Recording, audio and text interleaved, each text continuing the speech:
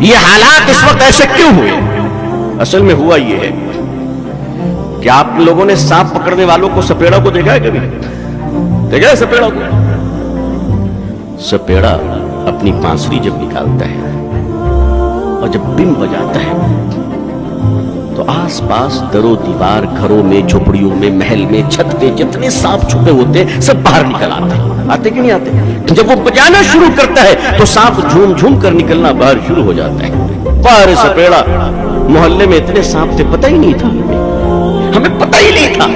اس سپیڑے کو اللہ جزائے خیر دے کہ اس نے بم بجائی تو محلے کا سارا سانپ باہر نکل آیا۔ اللہ تعالیٰ حضرت مودی صاحب دامت برکاتہم کو، حضرت یوگی صاحب دامت برکاتہم کو جزائے خیر عطا فرمائے۔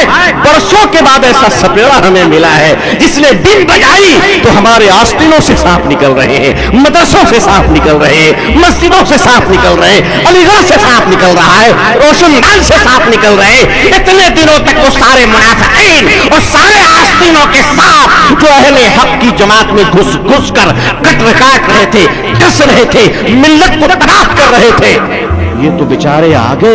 اللہ بھلا کرے ان کا، ان کی عمروں میں خوب برکتیں عطا فرمائے کہ صاحب انہوں نے بانسری ایسی بجائی کہ آستینوں کے سانپ باہر نکل آئے، اور ایسا نکلے کہ نکلنے کے بعد جو 30 برس سے علماء کو گالی دے رہا تھا، جو 30 برس سے قرآن و حدیث کو گالی دے رہا تھا، عارف محمد خان کو کیا گورنر کیرلا کو بنا دیا گیا کہ جتنے چھوٹے چھوٹے سپولے پیچھے تھے انہوں نے کہا مالک دعا پرانی ضرور تھی مگر سن لی تو نے، عارف جب گورنر بن سکتا ہے تو ہم کیوں نہیں بن سکتے؟ اب وہ سارے کے سارے تیار ہو گئے، بھارت کے اسٹیٹ سے زیادہ گورنر کے کینڈیڈیٹ تیار ہو چکے ہیں۔ یہ اصل کھیل یہ ہے کہ شاید اس غلاظت کی تقسیم میں ہمیں کچھ حصہ مل جائے۔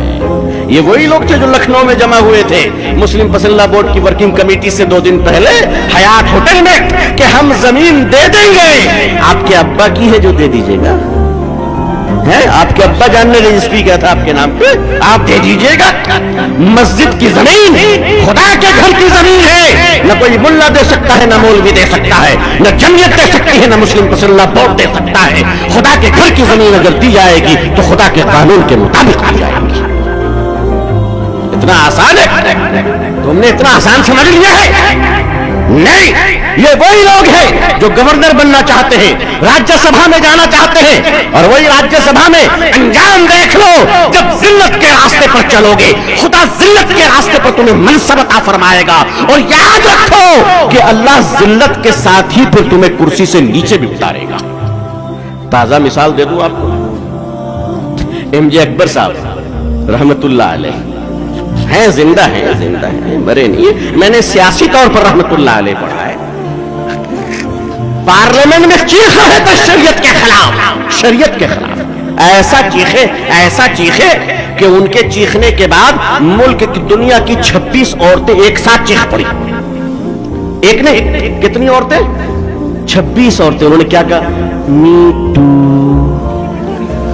یاد آیا؟ میں کوئی بہت پرانی بات نہیں کہہ رہا ہوں، بولو سچ ہے کہ نہیں سچ ہے؟ Me too. اور خان صاحب اتنے تگڑے نکلے، آشا رام کے شاگرد، ایک ساتھ 26 عورتوں نے۔ مسلمان پر الزام 4 رکھتے ہیں ہمیں، میاں یہ دیکھو بڑھاپے میں دیکھو 80 سال کے بوڑھے سب کہاں ہیں؟ می ٹو کا الزام لگا، عورتوں نے الزام لگایا، تم ناری ادھیکار کی بات کر رہے تھے، ناریوں نے تجھے کرسی سے نیچے اتار دیا، وزارت گئی، عزت اور ایمان تو جو گیا تھا وہ چلا ہی گیا۔ اس لیے یاد رکھیے کہ اللہ منصب بھی دے تو اللہ سے عزت کے ساتھ منصب مانگیے، ورنہ لیڈرشپ کے جتنے منصب ہیں، جتنے عہدے ہیں، جتنے وقار ہیں، یہ سب تباہ و برباد کر کے رکھ دے گا۔